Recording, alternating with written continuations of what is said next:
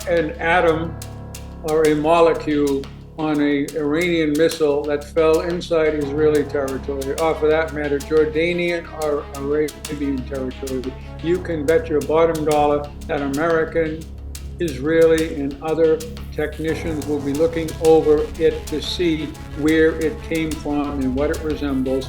I would not be surprised if certain indicators point to North Korea.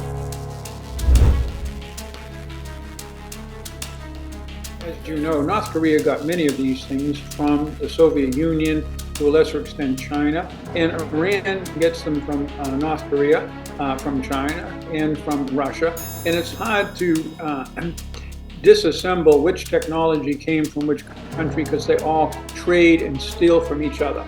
But there's no doubt that all three are involved. And we're going to see, and of course, North Korea puts a tremendous amount of effort into its missile and rocket technology.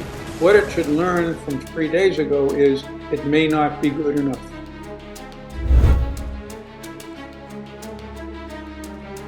First of all, there's money involved, and as you know, that's always the case with North Korea. That really needs money, possibly oil and other things. Secondly, their goal is, we talked about sanctions and how they are not a knockout blow, but they complicate life for the opponent. That's what they're trying to do. They want to complicate life for the United States. The Iranians for the United States in the Middle East, North Korea for the United States in East Asia. This is part of the new development, and they've been having joint exercises. They're not as advanced as we have become in the last few years with Israel and Arab partners.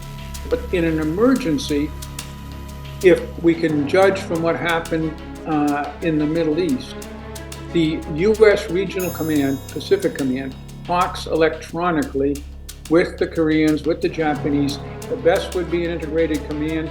I think we've got good enough right now to handle an emergency and to deter a major attack.